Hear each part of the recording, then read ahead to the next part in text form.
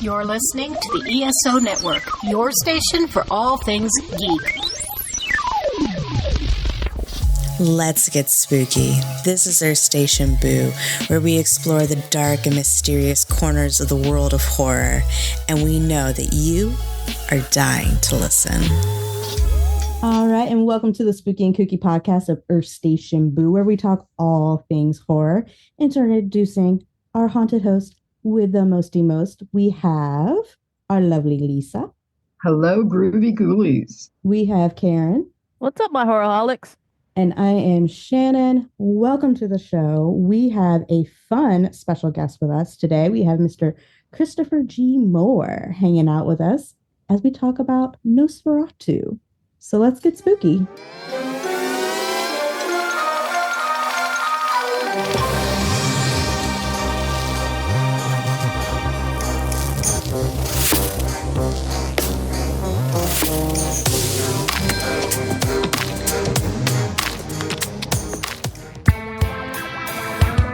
Everyone these days could use a little support, and your friends at the ESO Network are no different. With the ESO Network Patreon, the cool thing is when you help support us, it's you who will benefit. With 4 tiers starting for as little as 25 cents a week, you can listen to some of your favorite network podcasts early, hear exclusive content, maybe get some ESO swag, or even possibly take a shot at the geek seat. All you need to do is sign up at patreon.com/ESO Network.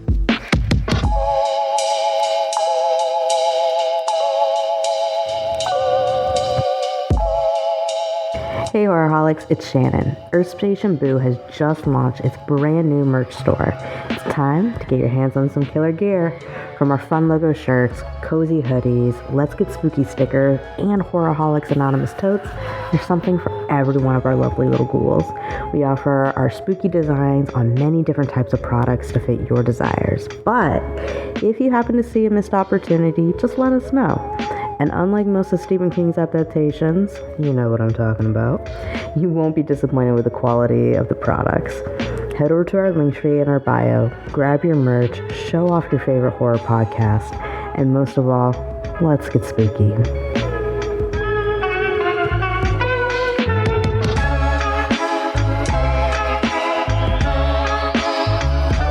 All right, let's dive in. But before we do that, let's give Christopher the floor, and he can introduce himself. So all our lovely little ghouls get to know this really cool dude.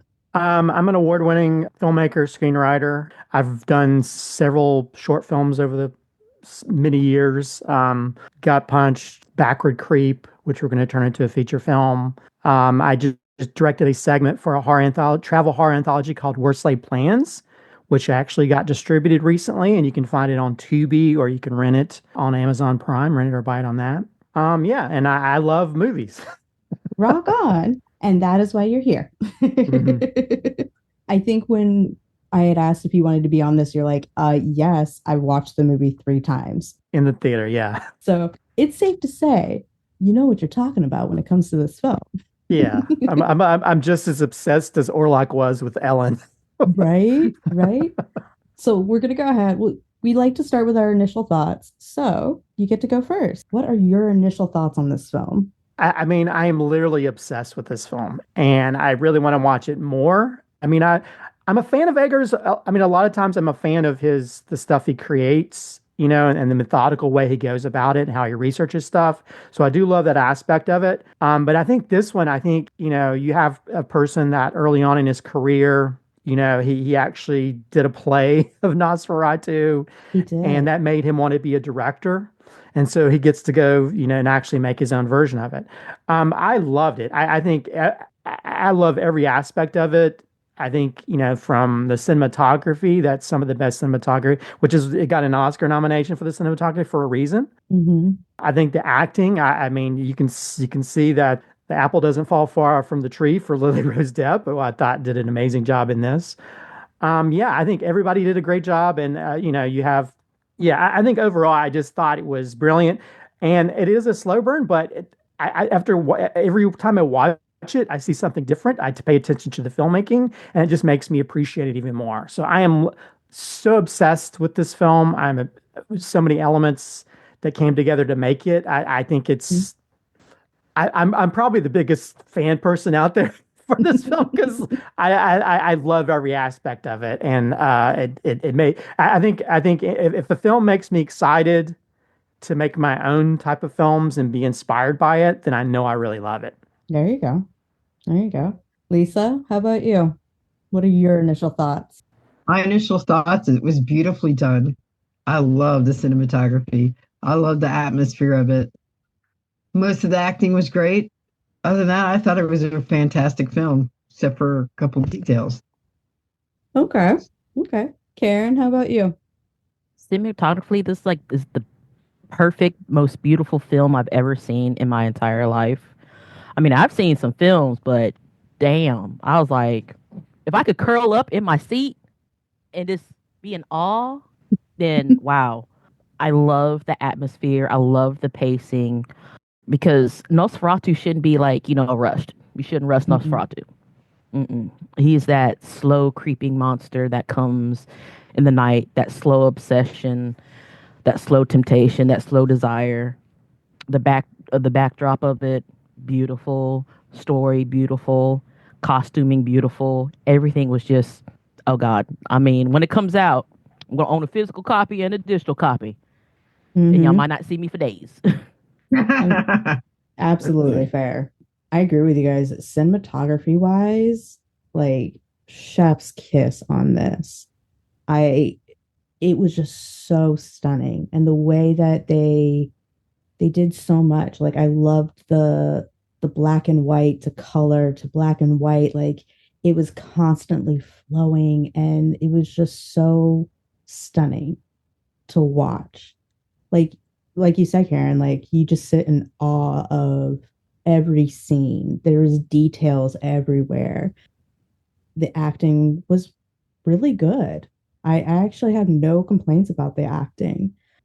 Yeah, honestly, I think it was one of my favorite movies that released last year. Yeah. I mean, like Yeah. not a scene was wasted. You could like took a mundane scene. You're like, I want that on my wall. That Yeah. that forest Yeah, scene. This is on my wall. exactly. Like I actually go through and like I find like little like clip art from the movie to use as our cover art for the episode. And I had a really hard time narrowing it down. I was like, but that shot's really beautiful. But that shot's really beautiful. Wait, that's a really good one too. Oh, but that one doesn't have oh, but it's so pretty. And so it was Well, so it's hard to pick. there's scenes that look like paintings, like you could put Hmm. it on your wall and it would look gorgeous Oh on your yeah. wall. And I think, you know, I mean, part of, the cinematographer Jordan Blasky, I mean, they used they made these specific filters that they did for the Northmen so they could filter out certain colors. So there's certain parts that aren't really necessarily black and white. They're just absent of certain colors. That's why you have Yeah. like the orange, the excessive orange and black, or like the more bluish and black. Hmm. And I think that, and it almost gives you like you're watching a black and white, but not necessarily. And then the Yeah. only times you see red are when it's blood. So just those type of decisions that went into the filmmaking, the framing, the way they light certain things, because Yeah. there's that part where he's on that trail in the woods and it's just certain lights along the way that are just Hmm. very hard to light. And because they're usually certain types of film and stuff, they actually use real candles. They use a lot of real light in certain scenes. And I think it's all the Yeah. practical stuff that really, pardon the pun, shines a light on the artistry of this film. Yeah. I mean, Lisa says it best. Use real, more fake blood. And so we are definitely lovers of the practical, and this movie has it. In comparing to like the original Nosferatu, which is a masterpiece all of its own for visual and storytelling, using of shadows, the eeriness that it kind of just automatically gives and evokes this dread in you. You watch it and you get anxious, you get tingly, you get squirmy, you're watching, you're like, oh, what's happening? How do we feel about the new one?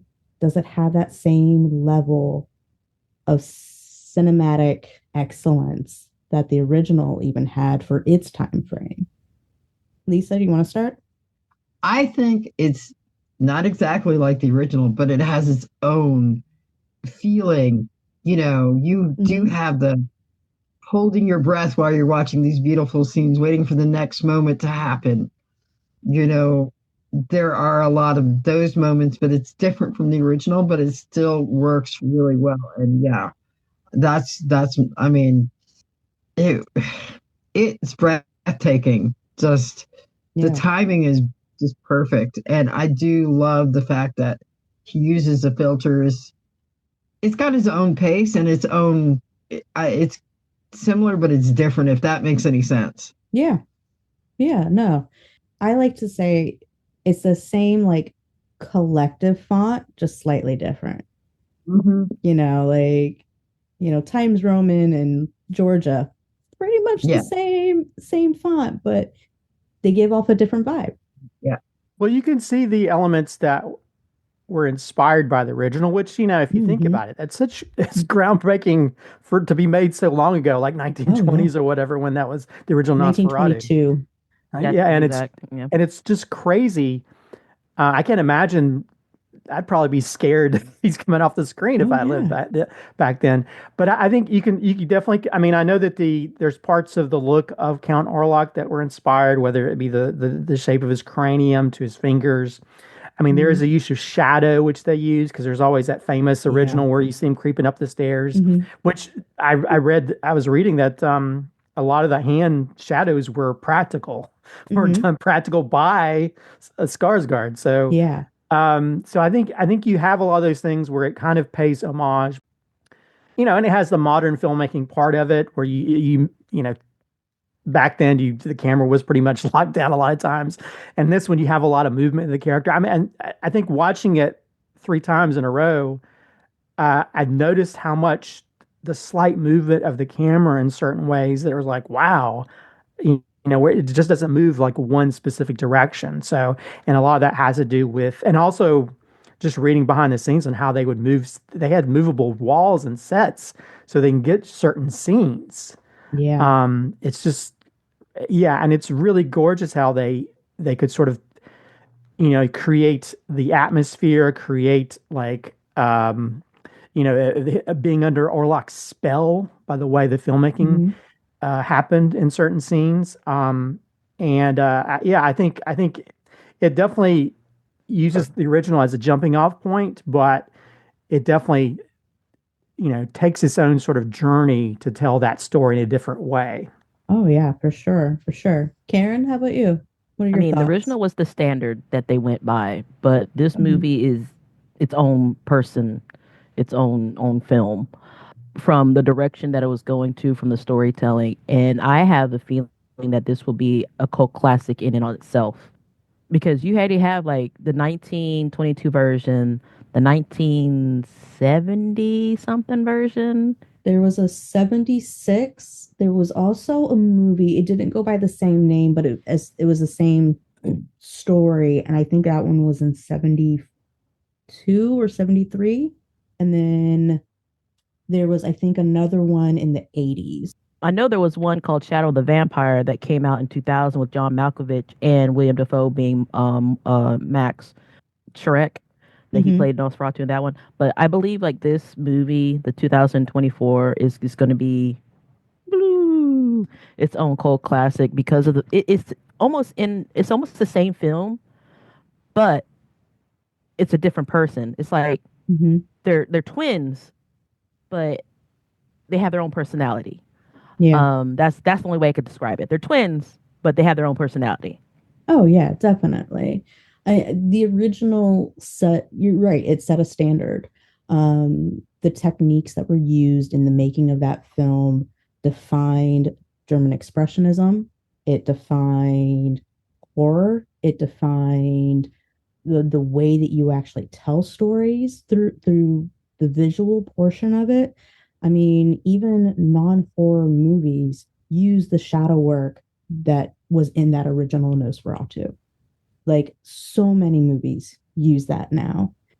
And it it has just bloomed and grown. And even though that film even had its own controversy type stuff with, Stroker's family going, nope, you can't do this. It needs to be taken away. It was a work of art. And Eggers embodied that. He's like, I'm going to make a work of art. I'm going to make a film that is going to revolutionize the way we do filming. It's going to change the way you look at cinematography as a whole. And it has this beautiful kiss of elegance that is truly Gothic and absolutely stunning. Absolutely stunning. I really do think it hit that same level of elegance, if not soared past it. Eggers is known for a lot of things. He's done a lot of different movies. He's known for staying true to the folklore of the monsters that he tells stories about. I know in a multitude of interviews, he talked about, I love going back and learning where this came from, where it started from. And he shows that respect when he's making these stories. And since Nosferatu does kind of start from Romani lore as well as old school vampiric lore, how do we feel about this version and its relationship to all those different pieces of folklore? Karen, do you want to start us off this time? The vampiric lore that is used is the vampiric lore that I grew up on almost. And I love Count Orlok because my mom would watch a lot of silent horror movies, and she just watched a lot of horror movies of that time period to learn English, surprisingly. And we did watch a lot of the silent films because she just liked the cinematography. Because she likes to make up her own little story behind it.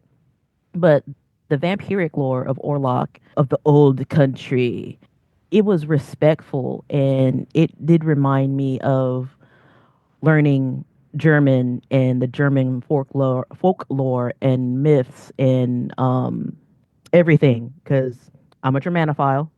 I learned German. I can speak a little bit of German. So, when he started speaking in the old Germish, dramatic, I was able to pick up a little bit of, words and whatnot. Of course, reading his contract, I was like, I don't know that. So I cannot tell you if you should sign it or not. But I love the story of the vampire he used. That was used in both films. Because it's old and creepy and yet seductive, and you just get obsessed with the original one. I was like, you may be an ugly vampire, but I want to be your bride. And I'm just glad there's a lack of glitter. So I wasn't gonna go there. I wasn't gonna go there. But with this Orlok, you see more of a person behind the makeup and in the makeup.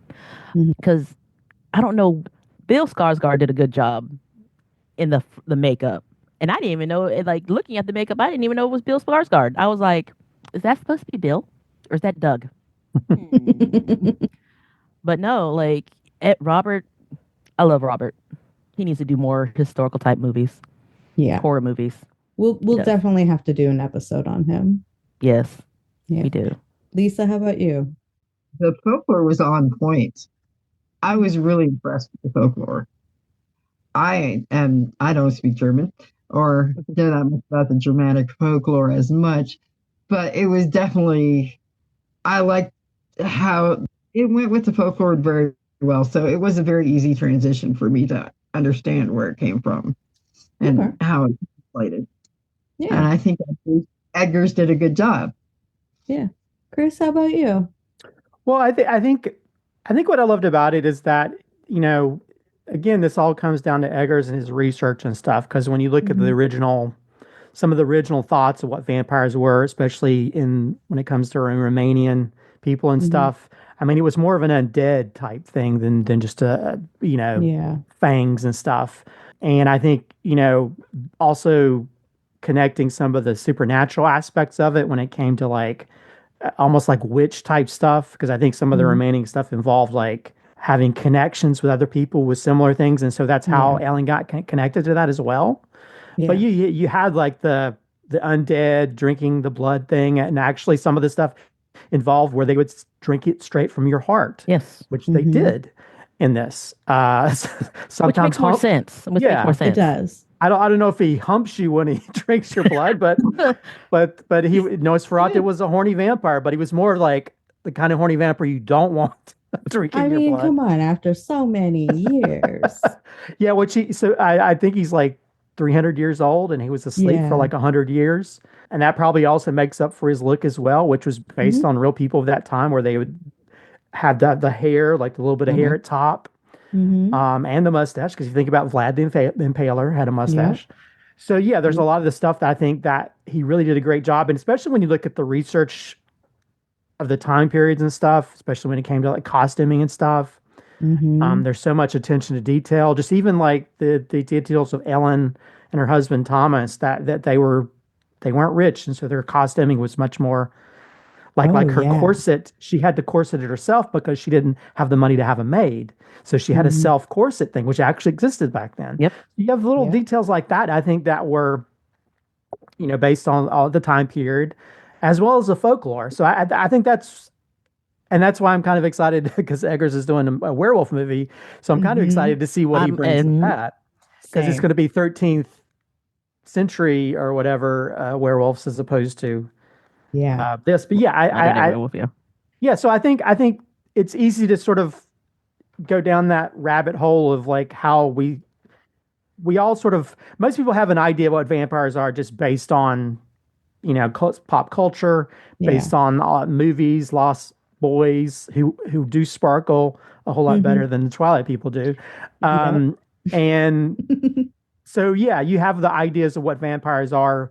And so for him to go to the beginnings, it almost feels like a fresh take on it, which is Yeah. actually just based on history and folklore. And so I love that attention to detail I think that's what makes his kind of stand out. And maybe that's also can be a problem to some people because they're so expectant of like the sexy Yeah. vampire coming in and Yeah. Yeah. No, looking for like most Gary Oldman or something. So yeah, like the Yeah. vampires during that time, they look like corpses, and that's what I love the Hmm. that he looked like a corpse. And Yeah. like, the whole Romani going to like stake that vampire and Hmm. you're like, yep, that's what a vampire looks like. Yep. Yeah. I mean, the folklore alone is fascinating reads. Like there's books upon books of vampiric lore. Which don't worry, guys, we're gonna do a whole evolution of vampires episode. It's coming. Um, but it's one of these deals of when you learn the different lore, and you have to remember these are monsters. These are not the heroes. These are not the good guys. These are supposed to be embodiments of evil. These are supposed to be things that haunt you in the night. So I think Eggers taking on that kind of mentality of this is something that hunts you in the night. This is something that is haunting. This is something that brought fear and dread in people. He put it throughout the film. The way that he had Bill dressed up and done up was because that's what the lore would have been like. And even how the Romani interacted with Nicholas Holt's character, Thomas. that was spot on. That's exactly what they would have done. They're like, you're an outsider. We know you're going here. Peace out, Cub Scout. We ain't doing that. And then you even go to look at William Defoe's character and understanding the occult and going, oh no, she's not like insane. She's possessed. And understanding the witchcraft of it all and understanding that there are some people who are just a little bit more sensitive to the, woo-woo magic kind of thing. Mhm. And like really enveloping that with Ellen. I was like, yay. But you have to like, enjoy that whole interaction with the Romani people because they're like, first they're like, the kids are asking for money, and then the other adults are like, oh, we know why you're here, and the older ones were like, please don't go to that castle, please don't go to that They're like, castle. we Well, don't want to have to So pick you have to your see the body whole out of the different river. generations going well, on. the funny thing is, I've watched so many interviews with Robert Eggers. Do you know what movie was one of the many inspirations for him telling this story was Dracula Dead and Loving It. Oh my God. Because it made him pay attention to the tropes that we see in vampire movies, and one of the tropes he saw was that uh, everybody seems to understand English when you go into a foreign country. Yeah. And so he's going to go there. They're probably not. They can sort of understand what he means, but they really don't know, other than just knowing that he's going to the castle. So I do love that. That's much more realistic, where everybody just, especially that specific time period, where they're not going to understand you walking in, this encampment or whatever and speaking English.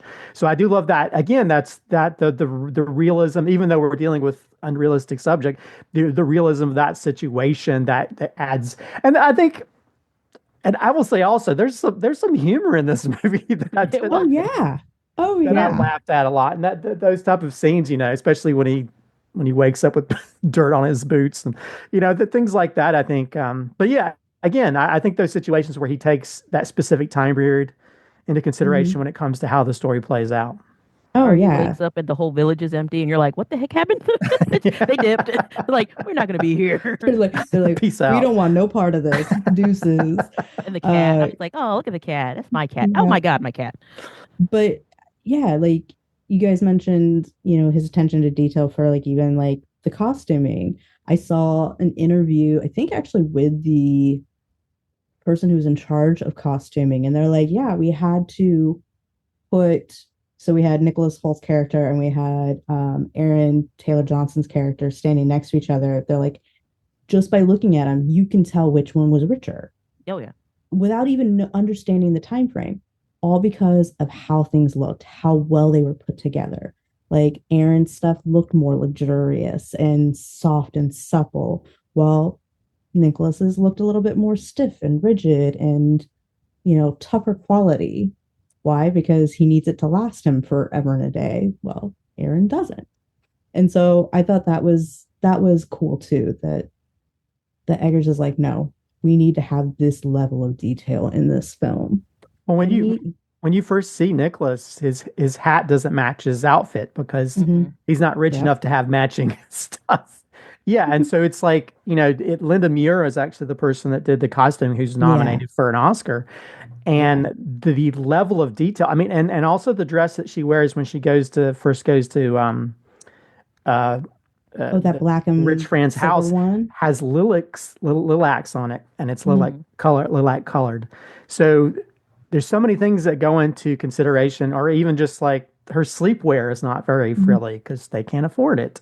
Yeah. So yeah, I mean everything from the watches and sparkliness of Aaron Taylor Johnson stuff to his, to everything. Yeah, everything's attention to detail. I think there's even when he escapes that church or whatever and tries to go back to his wife, he steals somebody's outfit, and that was actually something period that they actually altered for that scene. So yeah, everything comes together to where, and that's the Eggers thing. He's always attention to detail when it comes to costuming, when it comes to the recreation of sets, the production design. Everything just comes together to make you feel like you've just been dropped into that specific time period. Exactly. And with his obsession with the detail, this movie itself talks about obsession and forbidden desire. And I mean, that's kind of the lore for a lot of vampire stuff, or the undertones for a lot of the vampire stuff. But Nosferatu is really kind of like, that's like a legend, is kind of based off of that. How do we think this Eggers version actually handles a lot of those themes? Chris? Well, I mean, there's a lot of underlying themes to this movie in general. I mean, some of it's can even be considered more contemporary to some degree because, I mean, first of all, Ellen, she is the hero of this movie, and they kind of changed it up from the original stories. I mean, granted, she's a very dark hero. She's dealing with a lot of bad stuff. I mean, there's a lot of ways to read stuff into this. From you have Orlok, his obsession over this young girl or whatever, because they connect supernaturally, and then it's almost like it almost feels like a grooming type thing where you have this older man, going after this young woman and being obsessed with him over the years, and then trying to gaslight her and do all these things over time. So there's a lot of contemporary things that we deal with that we talk about more so now that are tied into this whole thing. But yeah, because and I guess obsession has always been a big part of the Dracula type movies in general. I mean, if you think about it, I've been loving you over time, type stuff, like the Bram Stoker's, Oceans of Time, So so you have that kind of thing, but it's also you have sometimes where, for instance, Orlok, it's more of an obsession than a love to many degrees. It's just more of obsessed, because there's even that part where he's like, so you don't really love me. I'm just more obsessed. I have to have you an object. I mean, he even said, "You are my affliction." Yeah, yeah. Mm-hmm.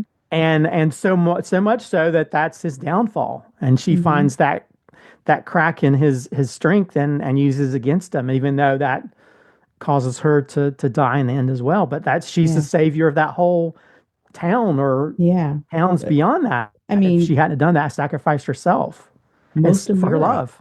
Yeah. I mean, think about what he would have done had she not stopped him. Yeah. I think it's all about obsession, and also finding out, like, someone is that obsessed, using that against them. Mm-hmm. Yeah. Lisa, how about you? I agree. Like he did say, she is his affliction, and it was kind of interesting how the tables turned on him, because it's like he had the power over her for so long, then she turned it against him, and she was the one who ended up having the power over him.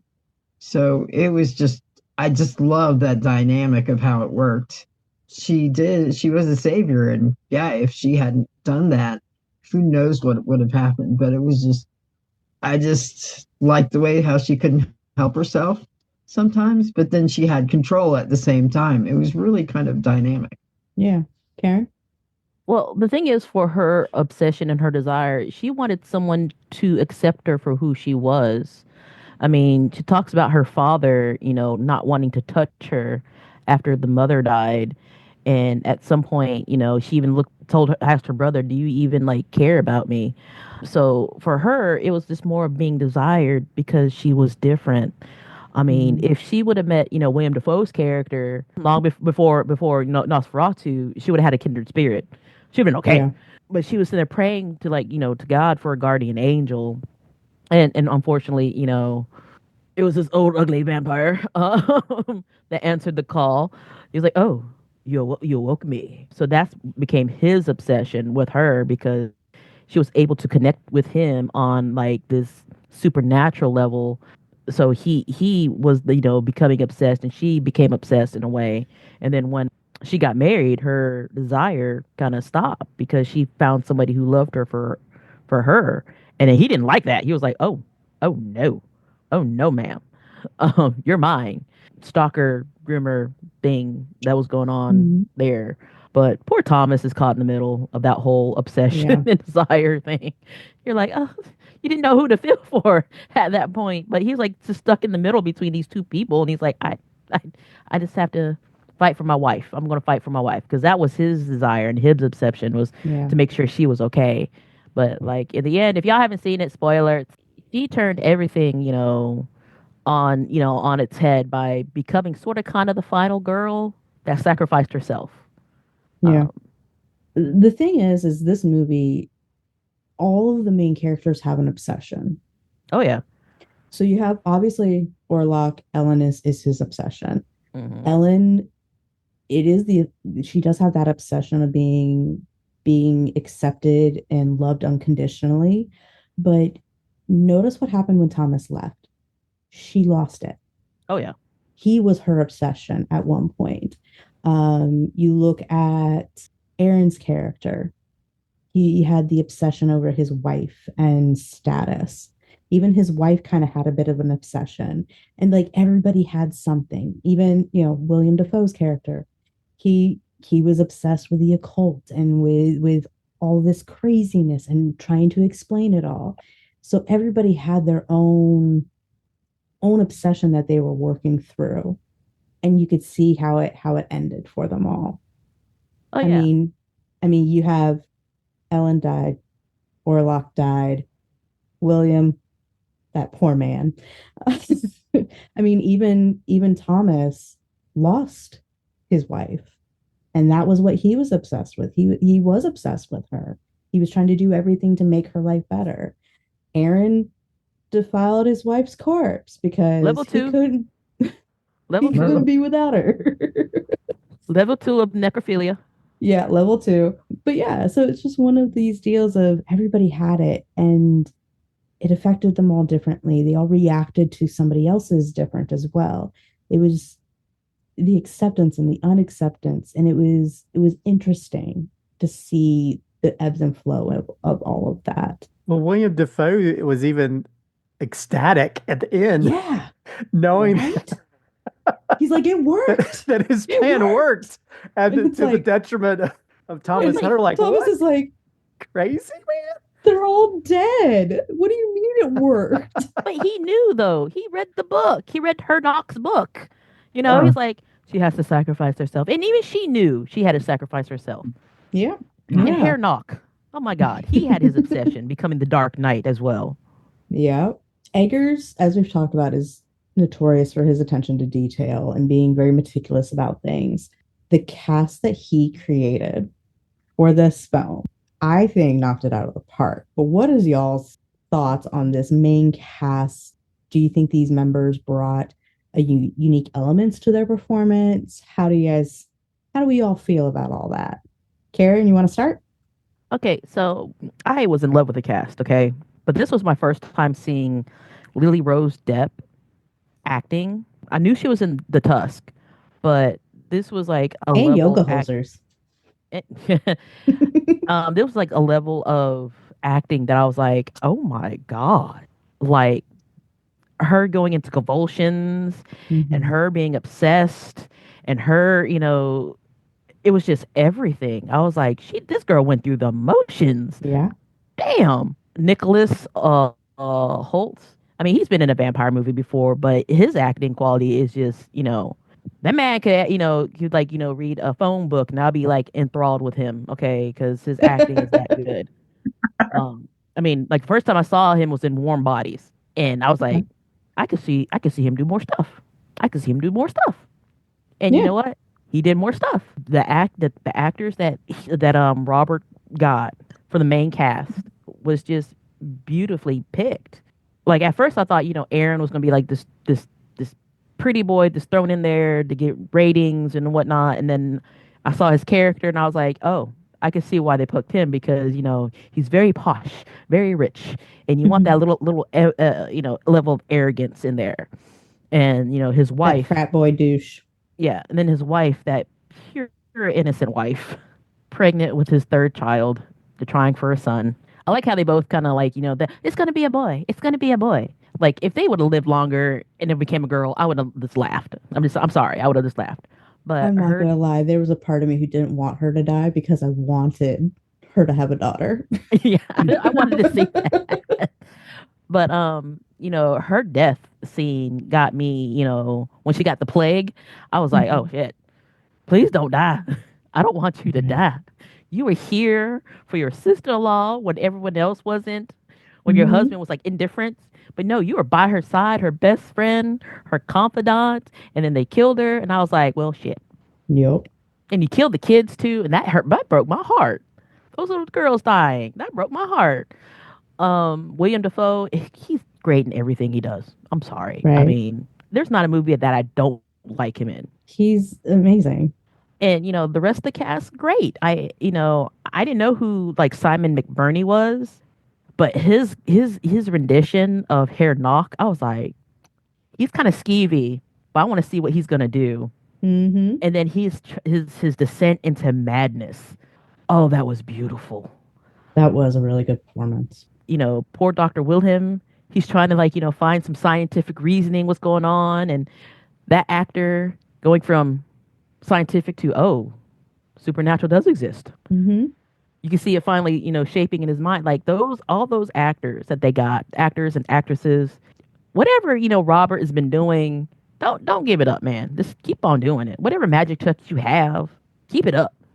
Because if you make, the werewolf movie, I want to watch it. If you make a mummy movie, I want to watch it. If you can make a history of the paper bag, I want to watch it. Okay, but keep it up. Yep. Chris, how about you? Well, Anya Taylor-Joy was supposed to be Ellen, and Harry Styles was supposed to be Thomas Hutter. Mm-hmm. And at Yeah. one point, Bill Skarsgård was supposed to be Thomas Hutter. Yeah. He was the first one. He was the first right? one, and it kept falling apart. So it's Like been an 10 years interesting. ago. It's been an interesting journey. Yeah, I thought the whole cast was amazing. I mean, I think some people have given Lily Rose Depp some shade because of her craziness, but I think it's a choice that I think works. I mean that thing where she makes her tongue go to the side, and that's not a special effect. That's her, and I love that part. Or when she's Having convulsions. yeah, Yeah. or when she comes on to her husband. So there's some really amazing choices and scenes where she's just giving it her all, and I think she even like worked with like a physicality coach to sort of do a lot of those sort of like, almost like Weird because movements. she's possessed just like in an Exorcist movie, and that's also I love that's another part of the movie I loved it how the supernatural aspect of how they work that into. But yeah, I think everybody across I think Nicholas Hoult. I mean, you have these characters that have to show two different sides of themselves. I mean, it's also kind of interesting seeing Emma Corrin after seeing her play the villain in Deadpool and Wolverine. Yeah. Yeah. Wearing an outfit. You keep expecting her to stick her fingers into people's eyes. Although I will say those two kids were creepy. They're creepiest kids since The Shining. Like, Daddy! Yeah, I thought they were creepy too. Okay. But they were like, Papa, Mama. Papa, Mama. So that, yeah. But the English kids, the kids back in the day were kind of creepy. You have to Well, think they were. about it. Victorian kids were kind of creepy. And if they had a third, it'd be like Back then, they like still tri-stereo.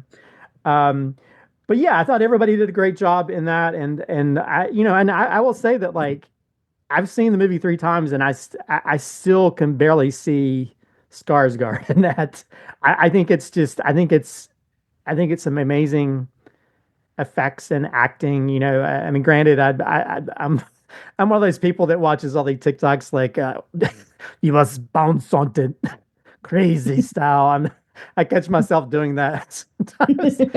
But his thing, where he trained with like a vocal coach to sort of do this operatic and lower his octave. I mean, there's so many choices I think that also kind of play into the original Nosferatu to some degree because a lot of these characters are big at times and emotional at times, and they really take it to the nth degree and to where you just feel for their situation. You feel for these moments, or even just the end scene between her and Orlok, you can sort of see in her eyes. Yeah. She knows what she's doing. She knows she's going to die, but she's doing it because she really loves her husband, and she also realizes this is going to save everyone. Yeah. That nobody's going to be spared if she doesn't do this. So yeah, I really loved all the acting in it. And again, I've seen it 3 times, and I'm still amazed every time. I'm like, oh man, I'm looking forward to this scene or that scene, and also, like I said, the humor, because I think it's funny just to watch it. Hear like when Willem Dafoe says "schnapps," just gets a laugh in the theater, and also Orlok has some humor. He's like, "Now we are neighbors." Things like that just made me laugh. Where it's like I'd love that there is a sense of humor in this. Also, I didn't realize William Dafoe is as shorty as he is until I saw this movie. Because I feel like he's taller in other movies. I don't know if they put him on the apple boxes in other movies, but he's so much shorter than everybody. And I was like, go ahead, Short King. I'm there for you. I was there for him when I saw him like to stand against everybody else. I was like, oh my God. I feel seen on screen. Oh yeah, definitely. Lisa, how about you? I loved all the acting sides, of course, we all know. Well, we don't all know, so that's why you need to say something. I'm trying to behave myself. I really am. Lisa, I really am. Lisa, don't behave. Okay, I won't behave. Okay, I love William Dafoe. Well, I like him anyway. But I love him. Everything he's done. Lily did a fantastic job. I was really impressed with what she did. The others did great. Yes, the kids were so creepy. I was like, oh, everybody did a really good job. I love the descent into the one guy who I can't remember the actor's name when he descended into madness. He did such a great job. I was not expecting it. It was just so subtle, and then all of a sudden, bam. Okay, Bill Skarsgård. I respect that he took the acting to the operatic, the voice changing thing, and okay, I had a problem with the mustache. I really did. I really did. I think Bill Skarsgård did an okay job. I wasn't really convinced, but I'm a little biased because I do talk to a lot of creature actors, and I do have a lot of friends that are creature actors. So I admit I'm a little biased against Mr. Skarsgård. And yeah, I could tell it was him, but that's because I do special effects, so I can see beyond makeup sometimes. That's just something you get. I could tell it was him because of his eyes, because he has very distinct eyes. I did have a problem with the mustache, though. I mean, the thing is with the mustache. Let me get this out of the way.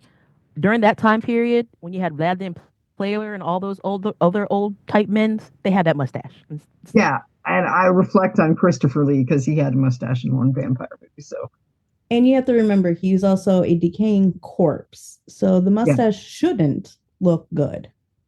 Exactly. All that, but there was something empty about it that I didn't like. I didn't feel for him, and I was hoping I'd feel for him a little bit. As far as I love Lily and his reaction together. That was great. But just by himself, it just didn't. That's just me.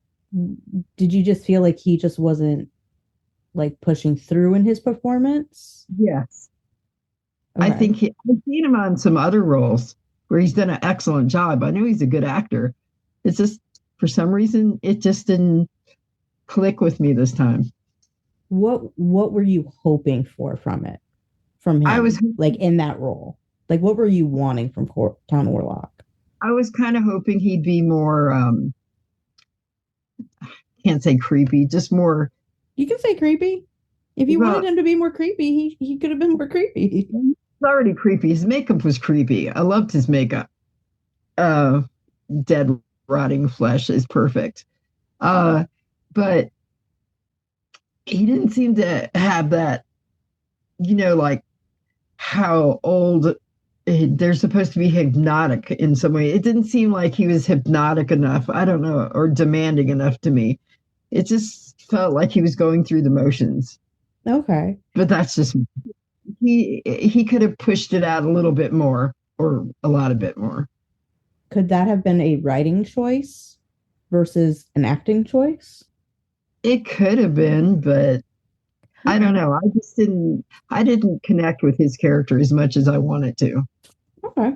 That's fair. I think with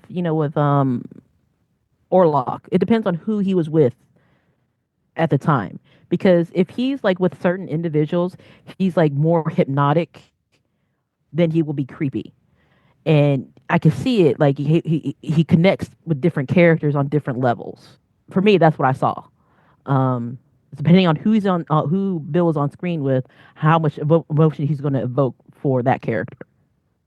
Yeah, but I do like the biting of the heart, though. That he did an excellent job of that. Was fantastic. Mm-hmm. I think everybody did a fantastic job in this. There's not one thing in their performances I would have asked them to do differently. I think they all kind of hit the mark. You had Lily, who she went balls to the wall. She did not hold back in her performance at all, and I loved that. Aaron was a douchebag. He was great at it. Absolutely fantastic at it. And he had his moments of jocularity and all that kind of thing, but for the most part, he was a dick. And then you have Nicholas, who you felt for him. You were just oh, sweet, sweet summer child. Oh, you sweet boy. You just wanted to hold him and hug him and be I'm so sorry you're going through this. William, I would have taken some schnapps. I would have loved to hang out with that dude. He did great. He was that fun, quirky, guy who's obviously obsessed with his work, and he has fun doing it. And the Descent in Madness, yes. Oh, yes. That was like the perfect, depiction of like a minion Mm. for this vampiric lord, like everything fine, dandy, super cool, and then all of a sudden it's like, no, it's not. What is he doing? He is not right. But I think they did a fantastic job with all of this. And we've kind of talked about it a little bit already. What were some of the film's greatest strengths to y'all in the terms of storytelling and visuals and performance, practical effects, all that kind of stuff? Like, what were you thinking? Like, these things are exactly what made this film, a wonderful thing. Or was there anything you guys thought maybe they kind of missed the mark on when it came to it all? Okay, so I remember watching the original 1922 version of Nosferatu, and my expectations was kind of high for this Mm-hmm. 2024 movie, and I did not see a flaw at all in the movie because Lily Depp kind of reminds me of when she went balls to the walls with that character. She reminds me of Marilyn Burns in the Texas Yeah. Chainsaw Massacre, holding up that energy throughout the whole thing, throughout the whole filming. Mm-hmm. And I didn't have any complaints about the movie at all. And I love the fact that William Dafoe was playing with rats when they were like doing between takes. He was like, "Oh, look at the rats! I'm gonna play with them." He And loved everybody those else, little guys. everybody else was like, "Oh my god, rats!" They get off the set really quick, and he's like, "No, Hmm. no, look, they're nice." Yeah. Everyone bought their energy to the movie.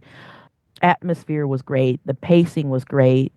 The costuming was great. I couldn't find a single flaw in the Yeah. movie. Of course, one person was like, I think I found a flaw in the movie where the Hmm. birds were like, this bird wasn't supposed to be during this time of year, and yet they had the bird call during this time of year. And I was like, what? I hate people who nitpick like that. I was Oh like, what? my goodness. Like, what are you talking about? That's what I'm like, okay, you're taking it too far and the criticizing the film. Yeah. And I was like, it's just enjoy the film for what it was. I Hmm. mean, even like the dog, his animal familiars, like the dogs were great. The Hmm. horses that driverless carriage that comes up. Everything was just great. I only saw it once. I mean, if I see it multiple times, I'll probably find something. Oh, they kind of lacked right there. But no, everything Hmm. first go through was fantastic. I wouldn't take anything away from it. I don't think Yeah. I could add anything to it. Yeah. Um, Yeah. even the Lisa? depicting his journey on Hmm. horseback for 6 weeks. Yeah. A lot of it was actually similar to what they showed in the original. Like there's actually you actually I think sent us like a Yeah, link and it showed like side by side and most of the journey was pretty spot on with the original. yeah. Lisa, how about you? Oh, I love the sets. I love the costuming. I like the effects. Yay, more real blood. Um, yeah, I will always gal about that. I mean, except for my thing with the Orlok, I mean, I really don't have a problem with the film, and I'm gonna rewatch it again just to give it a second chance, like with him. Mhm. Maybe it was the company, maybe it was just I know I'll sit, I'll I know sit in my room and watch it. yeah, I know when we were talking about it before you had seen it, you had already kind of had like a Yeah. I really don't like him as Orlok and I'm like give him a chance. You never know. And I'm not a Bill Skarsgård fan. Like not a fan of his. But I think he did it. Did decent in this. But no, other Chris? than Oh, yeah, no, go ahead. Where was there anything else? other than that, no, I loved it. Everything Right on. perfect. Chris, how about you? Well, I think this is one of the things where everything just comes together to make what I consider to be a real masterpiece of a film. I mean, you have the music by Robin Carolyn, which they actually use. There's a few times where Hmm. they use instruments from that time period to make some of the music. Yeah. And there's that creepy, almost like chime type thing in one part that they use in the trailer, Hmm. which adds to the atmosphere of it. And just, of course, getting back to the cinematography of it, I was listening to an interview, again, another one of the many interviews I've listened to with Robert Eggers. He's like, I refuse to use a smoke machine, and there's not really much fog in this movie, if at all. Yeah. So he just really wanted to sort of use, and also use like potato flakes, just like they did in older movies, sort of to create the snow effect. So there's a lot of really, I think just the use of practical stuff really makes it feel kind of real. Yeah. You know, if I were to nitpick one thing, it might be there's a couple of things where when you see them going down that sort of little waterway, you can sort of tell it's kind of a green screen scene, but the way it's framed, it looks beautiful. So it doesn't really bother me as much.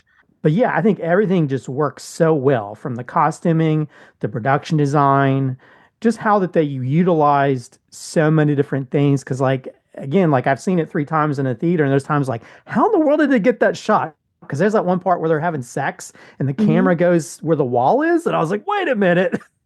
Yeah. And there's a scene where he's he's coming in that carriage, and it goes from him being in the carriage to him standing or whatever.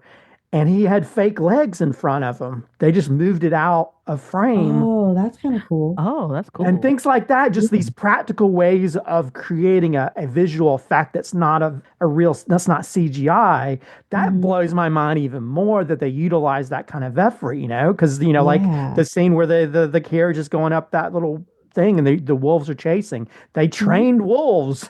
Evidently in Prague, they have people who train wolves and train rats. Who knew?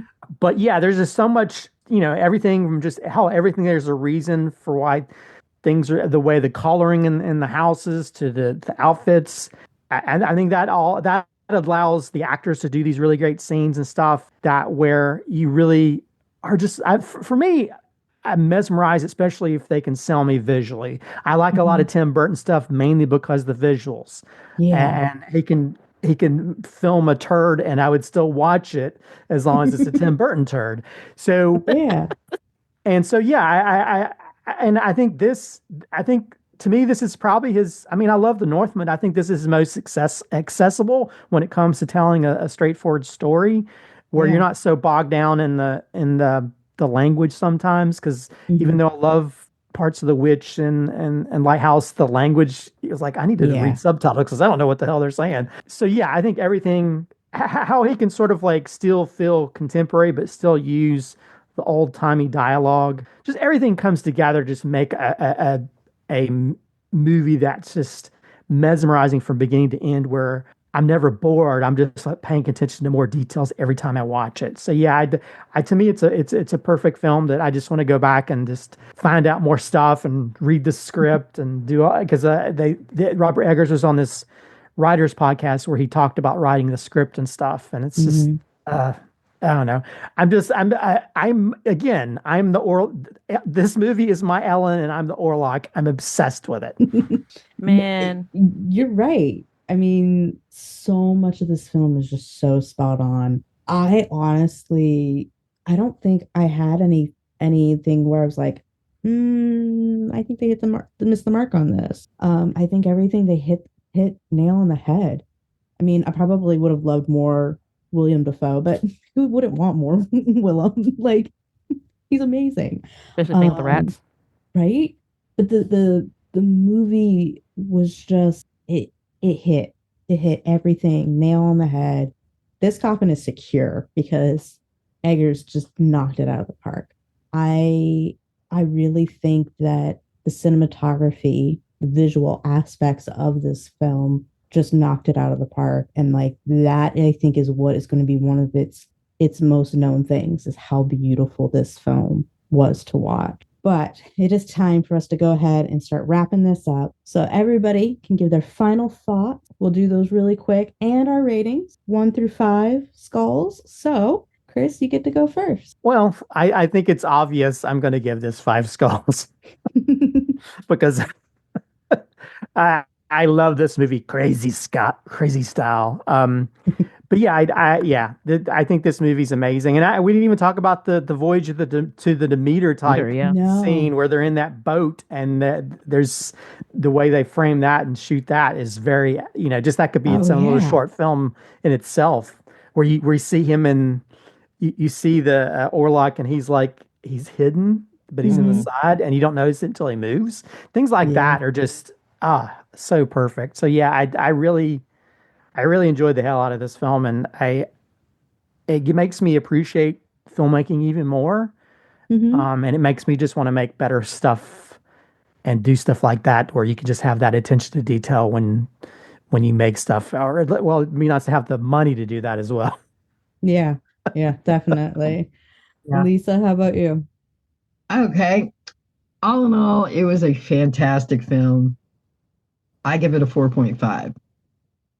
Okay, I don't want to give it a perfect score, but I definitely give it a 4.5. I love the cinematography, the soundtrack. Probably gonna buy the soundtrack. Hmm. I love everything about it. It's just beautiful, the costumes, everything. I mean, I felt totally immersed in that time period, which is what I love about film. If I can be immersed in the film, then without 3D, then it's 100% perfect. Yeah. Karen, how about you? Right now, it's like on rent. I don't want to rent it right now to watch it again, so I'm gonna have to wait till it comes, like, out to buy. But yeah, I give this a 5. Like, this is amazing. Hmm. Speaking of the Voyage of the Demeter, I didn't know they actually made a movie called The Last Voyage of the Demeter. Now I have to go Yeah, look for it. It's amazing. it's a It great. it got lost in the shuffle. It It's did. Mhm. worth seeing. That's Yeah. why I was like, why didn't I? When he said the meter, I was like, what? Didn't there was a movie called The Last One? Hmm. Yes. Hmm. Oh, Yeah. It like was pretty good. $14.99 on Apple TV. I'm not spending that. I might rent it for Mm. like $3.99 or something. But yeah, yeah. I can't. I'm gonna 5 skulls. I'm gonna have to buy it on digital and on physical copy because there's no Yeah. way. There's no way you just can't. You can watch it this once and not just be like, oh, my life is complete. No, you have to watch it several times because there's always something new and Yeah. fantastical I that you'll know I missed discover. things. I know Oh, I I missed things. And also, I Uh, get to force my sister-in-law to watch it too. yep. Yep. I'm gonna give this a 5. I actually think this is probably my favorite new movie of 2024 that I watched. It knocked it out of the park. There was nothing about this film that I didn't love, and it is something that Karen, like you said earlier, that it'll be a cult classic. I don't even think it'll be a cult classic. I think it will be everybody says yes, this is a classic. This is a film that will be added to the National Film Registry. This is It going to be a better be. film that's going to be taught in schools. This film, I think, has hit a benchmark that it's going to be a known film, much like its predecessor, but in maybe different ways. Now, with that being the case, we've finished our fun little talk. It's time for the electric chair. Mwahahaha. Chris, you're getting strapped in. You ready? Yikes. Sure. This is my favorite part of the show. It is her favorite part of the show. I get too excited. I don't know what to say. But now that you're in it, let's see if you survive. First question. Who is your favorite horror villain? Freddy Krueger. I could have Good told you that. choice. Good choice. What is your horror hot take? Um, Rob Zombie should stick to making music videos. Uh, yeah, Yeah. That's the only good thing he's made are music videos. I agree 100%. Okay. A lot of people agree with you on that one. I don't know. I did like, his Halloween movie. I have to say that. Oh, Well, it's a case of nature versus nurture. Okay, nature versus nurture. Oh, we'll save that for when we review the movie. So don't worry, guys. We'll review it. We'll do the debate. That might be our Halloween episode this year. And now it's time for Kiss, Marry, Kill, Nosferatu edition. Mwahahaha. So your choices are Ellen, Count Orlok, or Willem Dafoe. We'll just put that out there for you. Well, I mean, I'm gonna kill Orlok. I mean, that's just the obvious. There's really nothing. He's the title character. He kind of had to be in the choices. He's like the obsessive ex. I don't need that. I've got too many of those in the past. I will say, I never thought I'd say this, but I will kiss Ellen and I will marry William Dafoe's character. I mean, Because that was, that was my answer. I mean, he's the quirky. I was kind of wondering what names you're going to throw out because I think if I had my own, I would have picked like I would kiss the girl on the horse. I would marry Ellen, and I would kill her Thomas Hutter because he should have stayed with her. He should not tried to get more money. She would have been happy if they'd been paupers just to be with him. I mean, she even said it. It's like we don't need money. Stay with me. Yeah, because I think she's a dedicated partner, as long as you're on the same page, Yep. So, but yeah, I think I think that was everybody's. I never thought I'd say I'd want to be married to William Dafoe, but there we go. Now it's online for the rest of history. I want to be married to William Dafoe. He played the Green Goblin. I hope he finds this and loves this. like I don't even know if I have to send it to his publicist or not, but I would if I knew that he would just be like, "Aw, they would marry me. That's so sweet." Because that's how he would react. He'd be like, "Aw, that's nice." There hasn't been a movie that I did not like him in, so I'm like, right, exactly.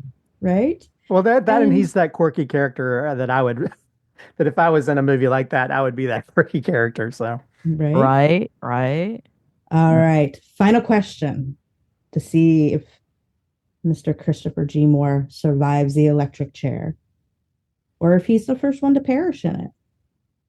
Let's see. You have a dinner party. You can invite 6 guests to your table. Who are you inviting? And it has to be horror related. Okay. I'm calling this my girl dinner version. It's all women. Dolores from Beetlejuice, Monica Bellucci. Okay. Barbara Crampton's Megan from Reanimator. Okay. Lily Sullivan's Beth from Evil Dead Rise. Good choice. Kate Beckinsale's Celine from Underworld. Not mad at that. This is a new one, but Sophie Thatcher's Iris from Companion, which I just saw recently, and it's like my favorite film of 2025 so far. And finally would be Maxine from Ty West's X trilogy, played by Mia Goth, or I guess any horror villain that Mia Goth plays. Good choices. Those would be my 6. Yeah. Good choices. Guess what? You survived. Yay! Your sticker will be in the mail. I'm not burnt up. No, you're not.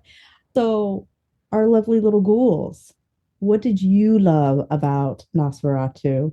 Are you as big of a fan of Eggers as we are? Come tell us in our social media. You can continue the conversation. We're on all the things. We are on Instagram. We are on TikTok. We are on X. We are on Threads. We have our fun, fantastic Facebook group. So please come join in the conversations that we have there. You can also subscribe and rate us wherever you listen to podcasts. So Apple, Google, Spotify, and the good old YouTube, where you can also leave some fun comments and we'll talk back. So go on, ticky-tack away, and we will see you there. But where can we find y'all? So, Christopher, where can they find you? And is there anything you'd like people to go and find? You can follow me on my main socials, which are under I Like Films, which could be, Instagram, Twitter, AKX, Bluesky now, TikTok until it goes away. Right. So those are my main socials. I definitely, if you get a chance, go check out my travel horror anthology, Worst Laid Plans. Like I mentioned, it's on Tubi and on Amazon Prime. Also, for those people who might live in Georgia or near Atlanta, there's a film festival called Renegade Film Festival that I was actually a judge for. That's coming up I think 21st, I think that's sort of that weekend of February coming up. Oh, cool. And it's a really diverse film festival that has a lot of great films this year. And they're actually doing a screening of Reanimator. Nice. And they got Barbara Crampton, I think the effects guy, to answer some questions about the film. So, but yeah, there's, so if you live in that area, please come out to the film festival. I'll be there so you can meet me in person. But yeah, just follow me on my socials or check out my films or you can always follow me. Definitely on Instagram. I'll be posting stuff because I'm also working on a feature film called Mr. X that'll hopefully be coming out in this year and there. We've filmed about 60% of it. It's got Felissa Rose from Sleepaway Camp in it. It's also got the lady who was the voice of the demon in Exorcist is in it. Mm-hmm. And there's a secret person we can't name yet who's in it. It's like a slasher type thing, and it's a really cool thing. I'm a producer on it, so I hope you guys will check out. Also, Nevermore Film Festival coming up at the end of this month in Durham, North Carolina. I have a short film I produced called Sweaty Larry that if you come out to that weekend, I'll be there for both screenings at Nevermore Film Festival at Carolina Theater in Durham, North Carolina. And listeners, we will have the links for a lot of the things that he was talking about in the show notes. Or in the show description, but we will also be trying to share as much of it as we can on our socials as well. So you can kind of get some of all of that there. Okay. Lisa, where can they find you? You can find me on Facebook, Instagram, Threads, and that's, of course, our Facebook group. That's pretty much it right now. Rock on. Karen, where can they find you? You can find me on Facebook, Instagram, X, formerly known as Twitter, Threads, TikTok, and on Reddit. Yeah, on Reddit. Yeah. And I am Shannon. You can find me on all the things at Spilled Tea, Wine, Media Mind. And last but not least, our lovely little ghouls. Thank you so much for listening. We really do appreciate you all and everything that you do with your support, and every like, every share, every listen means the world to us. So thank you so very much. Christopher, thank you so much for joining us on this podcast. It was a pleasure to have you on. It was so much fun. I love it when somebody's like, I'm obsessed with this film. I have to talk about it. Yeah. Well, I appreciate you guys having me on. Hopefully I didn't rattle on too much about my over-obsessiveness with this film. No, you were good. You're that good. Film is beautiful. Beautiful. But thank you all again. So stay spooky, our lovely little ghouls. And this has been the Spooky and Kooky podcast of Earth Station Boo.